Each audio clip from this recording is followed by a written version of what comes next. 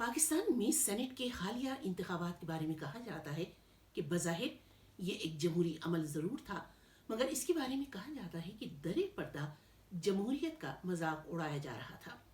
اس پورے عمل کے دوران تواتر سے ہارس ٹریڈنگ اور سودے بازی کی افواہیں خبروں کی شکل میں گردش میں رہیں، جو پاکستان کے تناظر میں بذات خود ایک پورے جمہوری سیاسی عمل کی ساکھ کے لیے کسی زہر قاتل سے کم نہیں۔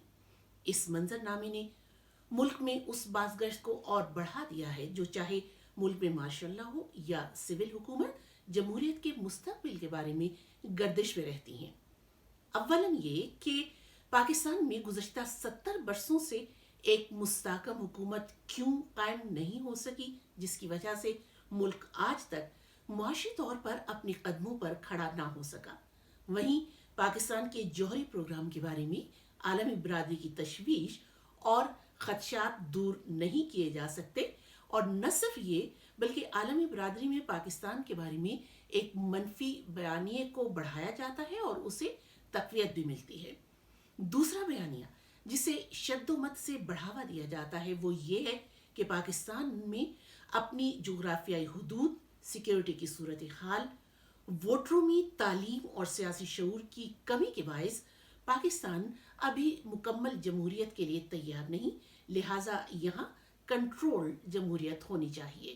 کنٹرول جمہوریت کس قسم کی ہونی چاہیے، اس کے بارے میں ابھی کچھ بھی واضح نہیں۔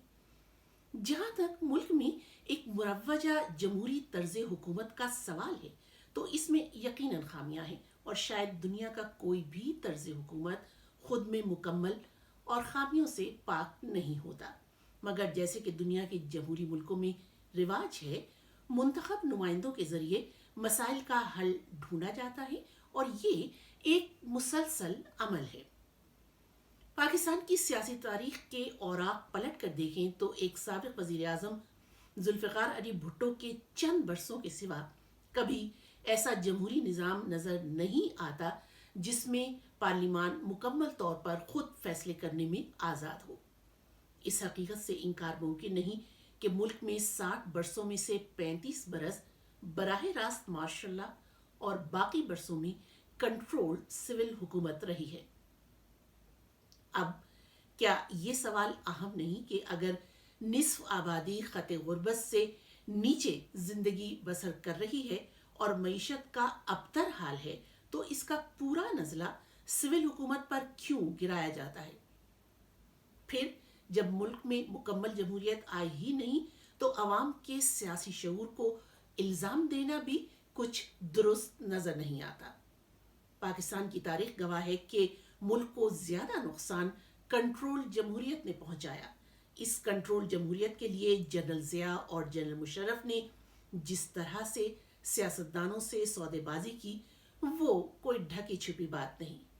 کیا کسی کو یہ یاد نہیں کہ جن جن سیاستدانوں نے جرنیلوں سے ہاتھ ملائے ان کے خلاف کرپشن کے کیسز دبائے جاتے رہے، اور یوں کرپشن کا سلسلہ کبھی تھمنے کے بجائے یا رکنے کے بجائے لامتناہی شکل اختیار کرتا چلا گیا۔ آمرانہ حکومتوں میں کرپشن کے خاتمے کے لیے کوئی مؤثر اقدامات ہوتے نظر نہیں آئے۔ جہاں تک ملک کو درپیش سیکیورٹی خدشات کا تعلق ہے تو کیا عوام یہ پوچھنے میں حق بجانب نہیں ہوں گے کہ ایسے کون سے خطرات اور خدشات ہیں جو 70 برس گزرنے کے باوجود ختم ہونے کا نام ہی نہیں لے رہے؟ پاکستان کا نصف حصہ گنوانے کے بعد پاکستان کے عوام سے زیادہ بھلا کون یہ بہتر جان سکتا ہے کہ ملک کا دفاع بے حد مضبوط ہونا چاہیے، اور ملک کا دفاع اگر مضبوط ہے تو اس میں عوام کی قربانیاں شامل ہیں۔ پاکستان جیسے ملک کے لیے جوہری ہتھیار بنانا کوئی آسان مرحلہ نہیں تھا، مگر ملک کے دفاع اور سیکیورٹی کے نام پر ملک میں کنٹرول جمہوریت ہونی چاہیے، یہ ایک ایسا بیانیہ ہے جس کا جواز بنانے کے لیے ملک مزید سیاسی عدم استحکام کی جانب بڑھے گا۔ آپ کی رائے کا انتظار رہے گا۔ اجازت دیجیے۔